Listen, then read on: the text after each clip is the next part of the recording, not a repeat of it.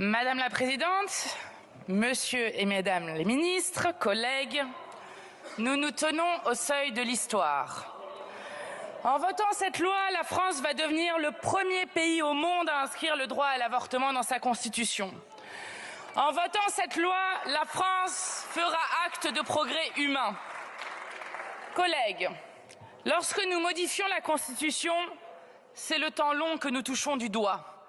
Oui, aujourd'hui, l'histoire longue vient à notre rencontre. Voter pour protéger le droit à l'avortement dans notre norme suprême est d'abord la consécration d'une victoire arrachée de haute lutte. Je salue les militantes, les associations, les collectifs qui se battent des années. À elles, présentes en tribune, je leur redis notre reconnaissance.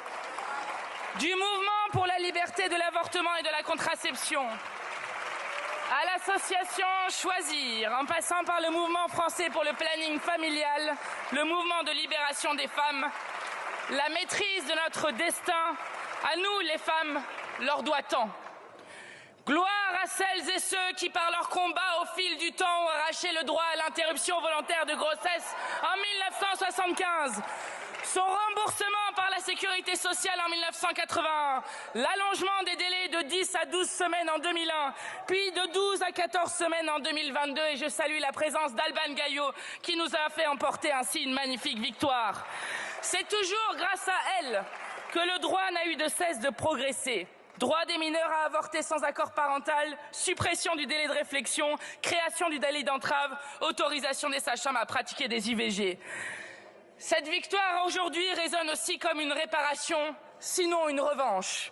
Une revanche contre la honte, la clandestinité, le silence, la souffrance, la mort, conduit à affronter des centaines de milliers de femmes. Collègues, nous nous tenons au seuil de l'histoire. Cette victoire est une victoire parlementaire. Insoumises, nous sommes fiers d'avoir été à l'origine du premier texte voté à l'Assemblée le 24 novembre 2022. Cette victoire, aujourd'hui, nous la dédions aussi à toutes les femmes qui luttent dans le monde pour le droit à disposer d'elles-mêmes, aux femmes italiennes, hongroises, aux femmes argentines, car partout où l'extrême droite a accédé au pouvoir, c'est d'abord le droit des femmes et des LGBTQIA+, qui ont été attaqués en premier.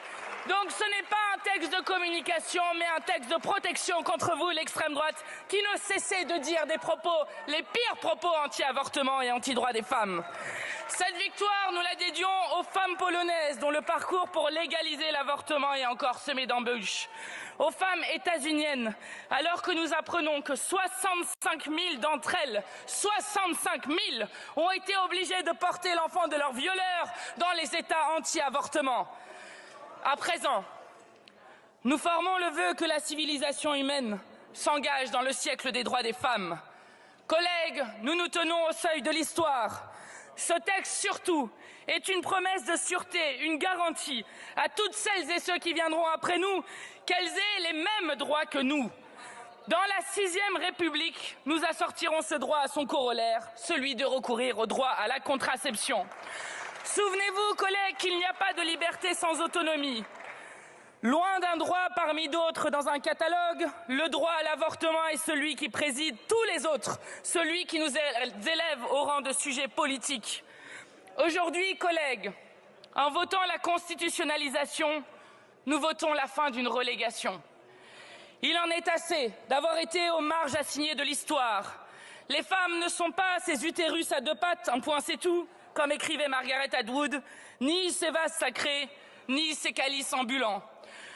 Notre corps nous appartient, tel est le droit fondamental et la liberté ultime de choix que nous allons graver dans la Constitution, que nous allons graver dans le temps long. Des marges, entrons maintenant au cœur de l'histoire, votons cette loi. Je vous remercie, Madame la Présidente.